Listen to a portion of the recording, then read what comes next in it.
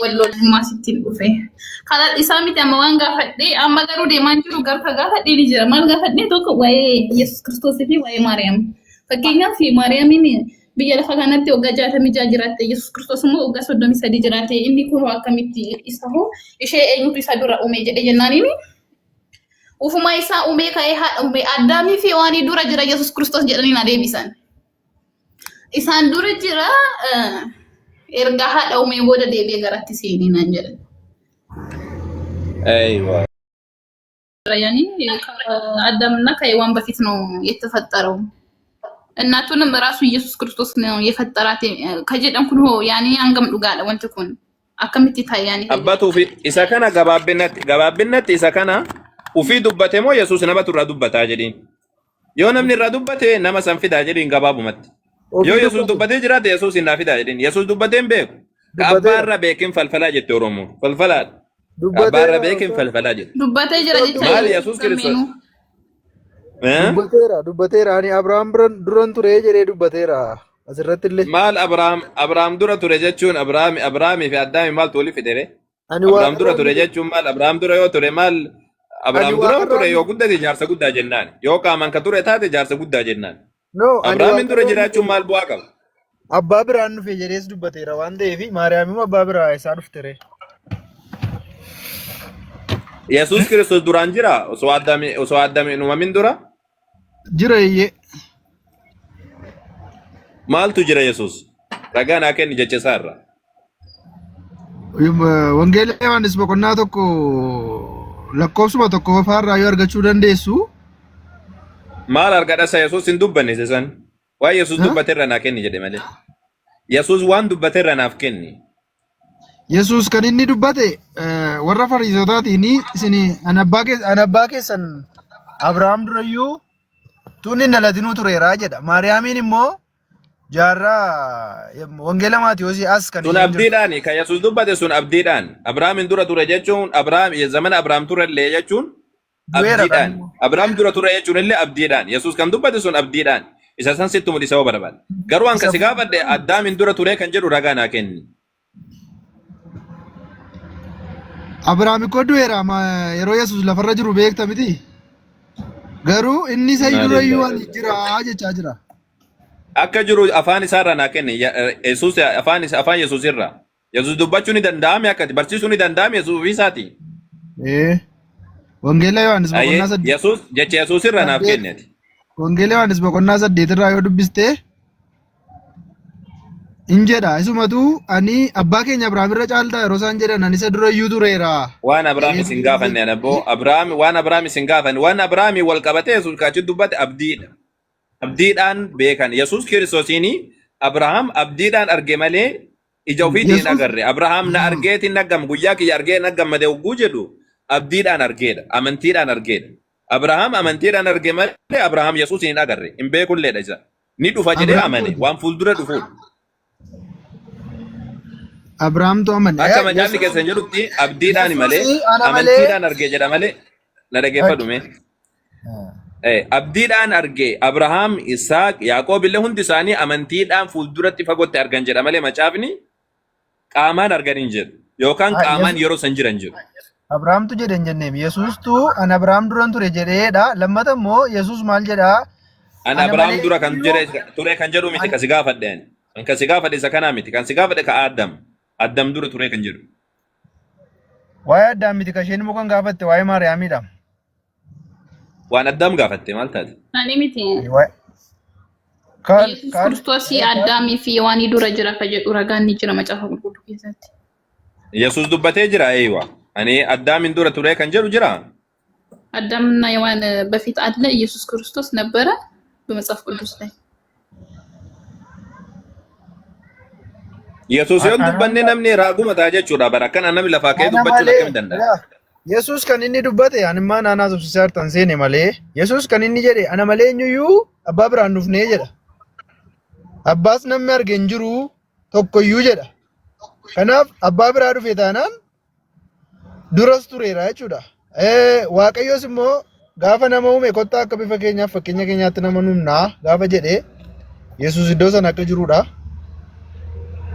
Quraanas akkuma wangeela immoo nuti kutaa kutaadhaan qoonneetu hin taane wangeelli sagalee Waaqayyoo jennee amanna waan ta'eef inni Yesuus jedhes, inni Phaawulos jedhes, inni Maatiyos jedhes dubbii Waaqayyooti. Hafuuraan barreeffame waaqarraa gadi bu'eetu hin taane hafuuraan barreeffame hundumti isaa sababa kanaaf tokkoon isaatu hafuuraan ka barreeffame akkasiin jedhe gamme tokkoon isaatu ka hafuuraan barreeffame hin jiru macaafa. Tokko isaatu hin jiru ka hafuuraan barreeffame. Hundi isaatu yaadaan barreeffame qorannaan barreeffame. Luuqaas mataan isaadha. Ani qoradhee haga bira gahee ni si barreessaa jira yaa ulfaata ta'e Tewofiloos jedha. Hundi isaatu fakkeenyaaf ergaalee Phaawulos fudhatte kootii naa fidi ebaluun na jaalatee jira ebaluun salaamatti naa himi ebaluu akkana naa jedhe. Hafuuraan barreeffame hin jedhin hafuuraan ka barreeffame tokko isaatu hin jiru. Eenyutu hafuuraan barreessedhee dubbate warra macaafa barreesse keessa tokkoon isaatu hin jedhu. Takka lammaffaadha akkati jette sanii jechuudha. Yesuus abbaa biraa dhufee jira. Na dhaggeeffadhu ka xiqqoo siidhaa akka ansi dhaggeeffadhe sani. Abbaa biraa dhufe jechuun Yesuus Kiristoos qaamaan dhufe jechuudha miti. Rabbitti amane jechuudha. Kanuma jaalala rabbiidhaa hojjetaa jechuudha. Maal jedheetiin dubbata? Ani hojii abbaan koo alatti kennu hojjechuudhaafan Waaqayyo abbaa biraa dhufee jedhe dubbata. Maal jechuu akka hiikni kanaadha? Hojii rabbiidhaa namni hojjetutu achi dhufaadha. Fakkeenyaaf amma Yohaannis boqonnaa 15 irra dhaqii dubbisi barattoota Yesuusii waan barattoota ofiitii waan lakkoofsa 19 irra maal jedhe dubbata? Isin ka biyya lafaa kanaa miti kan gubbaati warra gubbaa dhufeedha jedha. Osoo ka biyya lafaa kana taaten isin biyya lafaa isin jaallata. Ka biyya lafaa kanaa miti jechuun maal jechuun gubbaa dhuftanii jechuudha. Ammas ammoo Qoros tokkoffaa boqonnaa 11 lakkoofsa boqonnaa 7 lakkoofsa 12 irratti dhiiraaf boqonnaa 11 lakkoofsa 12 irratti na dhaggeeffadhu maal taate? Hai gubbaatii dhuftan jechuun miti hiikama Yohaannis irratti kenname. Maal jechuudha? Isin ka biyya lafaa kanaa miti jechuun maal jechuudha? Wangeela Yohaannis boqonnaa 1 lakkoofsa 12 naa dubbistaa achirraa deebisaa argatta. Hafuuraan dhalattanii maal godhu si dubbisaan isa kana afaan natti dubbadhu angaafi si gaafadhe ragaa bu'uun si gaafadhe ragaa na dubbatte ragaan barbaanne amma. Ani ka biyya isin ka biyya lafaa kanaa miti gubbaarra dhuftan isin ka biyya lafaa kanaa miti jechuun maal jechuudha? Kan biyya lafaa kanaa miti jechuun itti adda baataniitu jechuudha biyya lafaa dur biyya lafaa jechuun Yesuusitti kan hin amanne ammayyuu nuun warra biyya lafaa jenne isiniin dabalatee jechaadha. Ka biyya lafaa kanaa miti isin jechuun maal jechuudha siin jedhe gaafi ragaa siin gaafanne amma maal jechuudha? Kan biyya lafaa kana miti jechuun hafuurarraa namoota hin dhalatin yookaan gooftaa Yesuusitti namoonni hin amanne ammayyuu kan biyya lafaa kanaa miti. Kan biyya lafaa kanaa. Tanuma eessaa dhufe? Ka biyya lafaa kanaa kan ta'in eessaa dhufe? Warri Yesuusitti amanan immoo kan biyya lafaa kanaa miti. Isaan maalidha? Eessaa dhufe siin jedhe warri hafuuraan amma hafuuraan jiraatan jette sun eessaa dhufe? Jarri sun eessaa dhufe? Ka biyya lafaa ergan ta'in eessaa dhufe? Maaloon? Warri ka biyya lafaa kanaa ergan ta'in barattoonni Yesuus Kiristoos kan biyya lafaa kanaa miti jedheenimi eessaa dhufarree? Ka biyya lafaa kanaa ergan ta'an eessaa dhufan isaan? Ati waa'ee hafuuraan dhalachuun beektu ustaas? Hafuuraan dhalachuu jechuun maal akka ta'e? Erga hafuuraan dhalachuu san beekte Yesuus gubbaa dhufe jechuun kanuma kalaas. Yesuus gubbaa dhufe jechuun isuma kana. Siigalte amma kunoo. Argitee amma siigalte amma kun. Nitika Yesuus immoo nuti durumaa kan biyya lafaa kanaa turre. Inni immoo maal jedha? Gubbaa dhufu jechuun Waaqayyo biraa dhufu jechuun hafuuraan isuma kana kamatti jette kana. Siigaltee gubbaa dhufu jechuun qaamni wayiidha gubbaa turru jedhee gad dhufe jechuudha miti. Ajaja rabbiitiin jiraachuudha. Macaafa keessatti ajaja Waaqayyootiin jiraachuun gubbaa dhufuu jedhameeti yaamama. Gubbaa dhufuu miti dhalachuu. Yesuus lafa kanarra kan jiran hin dhalatu malee. Ustaas lafa kanarra kan jiran hin dhalatu malee gubbaatii dhufame. Nuti hin dhalanne. Maal Yesuus hin dhalanne isaa? Yesuus hin dhalanne moo? Yesuus immoo foon uffateedha malee Yesuus foon uffate bakka nama ta'u foon uffate macaafa qulqulluu dubbisadhu. Yesuus hin dhalanne isaa foon uffate taasisaa hin dhalanne Yesuus. Ustaas sagalichi foon uffatee nu gidduutti argameedha macaafa qulqulluurraa foon uffatee nu gidduutti. Ani kana sin gaafanne Yesuus hin dhalatee moo dhalanne siin jedhe. Yesuus lafa dhalatee moo dhalanne. Sanyii dhiiraarraan dhalanne. Garuu sanyii dhiiraarraa dhaatu sin gaafanne dhalatee moo dhalanne siin jedhe malee. Dinqii Waaqayyootiin Maariyaam keessaan foon uffate jechuun hin dhalate nama ta'u bifa namaa fudhateera. Maariyaam keessaan dhiirarraa dhalatee moo dhalanne siin jedhe gabaabsi naa deebisi gobazi koo dhalatee moo dhalanne gabaabsi. Fooniin dhalateera duriyyuu immoo tureera la. Dinqii Waaqayyootiin fooniin dhalatee. Wanna siin jedhe ayyi itti deebina ka dur turuudha dhalatee erga jette kalaas dhalatee jira. Gubbaa dhufu jechuun maal akka ta'e hubattee jirta. Amma garan deebina ka Abrahaamit deebina. Ka Abrahaam jette san dura Yesuus Kiristoos maaliin ture ayye? Fooniin dhalate ture ka fooniin dhalate jette Maryam irraa dhalate. Dura maaliin ture Maryam irraa dhalatiin dura? Tu Maariyaamiin nalatiin abbaa bira ture. Hafuura ture. Maaliin hafuura yoo jettu maal jechuun hafuura qulqulluu moo? Hafuura tokkuma isaan abbaa ilma hafuura qulqulluun tokkuma. Hafuurri lamatu jira. Hafuurri tokko jira moo hafuurri baay'ee jira? Hafuura qulqulluu jechuun walumaa galadha. Garuu kanan siin jechaa jiru. Hafuurri baay'ee jira. Hafuura baay'ee jira. Hafuura wagguu jettu maal hafuura turee wagguu jettu hafuurri qulqulluun bar Yesuus asillee jira ammallee isin bira jira. Akka isin jettanitti Yesuus hin durallee jira. Yesuus irrallee buufatee jira. Yesuusifillee kennamee jira. Hafuura koonan kennaaf jedha Waaqayyo. Yesuus hafuura wagguu jettu hafuura wagguu jetteetiin dubbattu hafuurri kun isa kam? Hafuura isa kamiin? Hafuura aboo waaqummaa qabu. Maal jecha hafuura aboo waaqummaa qaba jechuudha? Waaqayyo Yesuus Kiristoos hafuura nan kennaaf jedhaami. Yesuusiif hafuurri ni kennameemi. Hin kennama harree hafuura yeroo lafarra ture bifuma keenyaan ture waan ta'eef hafuura sanaan immoo. Erga inni hafuura ta'e akkamitti hafuurri isaa kenname? Hafuurri kamtu kenname? Inni hafuura jettee kamtu hafuurri isaa kenname? Bifa namummaa yeroo uffate hafuuruma san isuma kan saatii isuma kan abbaa hafuura qulqulluu abbaa ilma isa kamtu kenname yaa goobas maal ta'e sagame? Ijoolleen seenu Qorontos. Inni hafuura erga jetteeti. Ustaaza. Qorontos lammaffaa boqonnaa 11 lakkoofsa 12 dubbisiisame. Nuwaayii kuti. Aywa hin beeka inshallah hin dubbisu.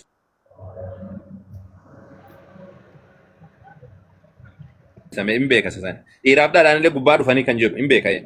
Nafti inaaf ibsime. Hafuura ture yoo jette Yesuus Kiristoos hafuura ko abbaan kadhadhaa akka inni hafuura isiniif erguuf jedha. Hafuura dhugaadhaa akka isinii erguuf jedha. Eeshi ustaas akkamittiin isinii ibsu? Yesuus waaqa ture. Bifa kanaan si ibsu waaqa ture. Ituun nufin dura waaqa ture. Waaqa akkamitti waaqa wagguu jettu maal jechuudha? Uumama ture. Waaqa ture wagguu jettu maal jechuudha? Wanti hundumtu isaan uumameedha macaafni qulqulluun. Ati iyyuu lafti kun iyyuu Yesuus Kiristoosiin uumame.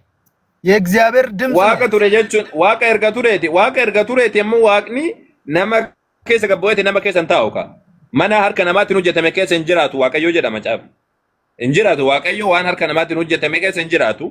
Waaqayyo gadi bu'eetiin garaa keessa illee hin taa'u. Si galtee Waaqayyo guddaadha. Lafarra iyyuu hin jiraattaaree jedha wannaa keessatti Saamu'eel tokkoffaa keessatti wayita salaamuun dubbatu jechuudha boqonnaa 8 irratti akkana jedha. Ati lafarra hin jiraattaaree yaa Waaqayyo jedha. Hin jiraattu jedha. Waaqayyo lafarra hin jiraatu.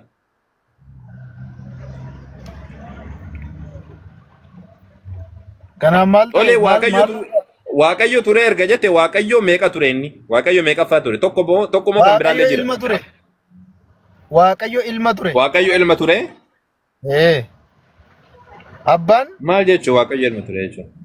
Waaqayyo lama jira, Waaqayyo ilma afaffa jira, Waaqayyo tokkummaadhaan tokko. Macaafa qulqulluu irra jira. Maal jechuudha? Hafuura tokkummaan tokko jechuun maal jechuudha? Waaqayyo lama jira siin jedhe, Waaqayyo lama jira isaa? Isaan tokkuma adda addummaan qaban jechuudha.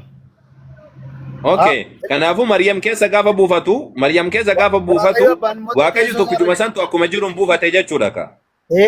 Maaliif Waaqayyo abbaan yeroo teessoo isaarra jira ilma erge. Waaqayyo teessoo isaarra jira. Ilmi yoo teessoon qabu isaa ilmi raasaa jira isaa maal taate na gobaami tokko hin jenne ammati. Laal waan akka nama dhibu kana maaliif waan jettee barsiifte isa ganaa miti laal. Yesuus Kiristoos yaa goobas Yesuus Kiristoos Ibroota boqonnaa 11 dhaqiitti dubbisi. Abrahaam faati Yaaqoob faati Isaaq faati amantiidhaan fagootti eeggachaa turani jedha. Fagootti eeggachaa turan dhufaan isaadha. Amantiidhaan eeggachaa turan jedha malee macaafni akkati jettu kana Yesuus duraan ilma waaqa abbaa ilma jedhamu wayiidhaa turen jedhan. Osoo Yesuus duraan jiraate maaliif amantiidhaan eeggatan fuulduratti? Okkoo ustaas waaqni kan keessan iyyuu rabbi baay'eetu jira. Isa foon uume, isa dhiiga uume, isa lafee uumedha. Nuyi jedha. Addoo sana itti deebite sassan. Kiyyatti deebite kan kee fixattee kan itti deebite. Akkuma kana abbaa ilma hafuura qulqulluu warri nuun jennu sanumadha. Isinis rabbi tokko jecha waaqa dhiiga uume, waaqa foon uume, waaqa lubbuu uume jettanii jirtu. Quraanumarraa. Kottaa nama uumnaa jedha addoo man keessanirraa. Sababa kanaaf tokkummaan garuu rabbi jedhama. Quraanarra jira maal kolfitu? Maal kolfine abbo kunni waan babbareedaa irratti hojjeta. Kan isin jedhe meetti deebita sasani ka lubbuu uume ka foon ka dhiiga uume ka foon uume raa jedhe isa.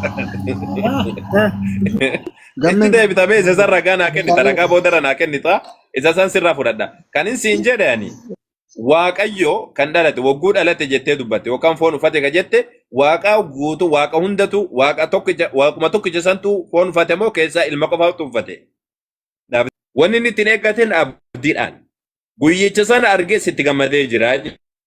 Erga argee itti gammadee guyyicha sana erga argee naafos yeroo takka naafos yeroo takka akkas maal jedhee deebiseef ani Abrahaamin durayyuu jira jedhe. Durallee Yesuus kan dubbataa jiru waan abdiiti. Boodallee kan dubbataa jiru Yesuus Kiristoos abdiidha akka macaafaa isaaniitti jechuudha. Waan abdiiti abdiidhaan jira. Durallee abdiidhaan waan abdii dubbatu jira akka ati hubatte kana Yahudata hubate malee. Yesuus wanni dubbataa jiru waan abdiidhaati. Abrahaam guyyicha kiyya kana arguudhaaf eeggachaa ture gammachuudhaani. Argee sitti gammadee jira jedhe. Waan abdiiti waan fuuldura dhufu Abrahaam eeggatee argee jechuu jira malee akka ati jettu san Abrahaamin dura jira qaamaan jira jedhee dubbanne Yesuus. Eessaa akka fuuteen hin beektu. Ustaz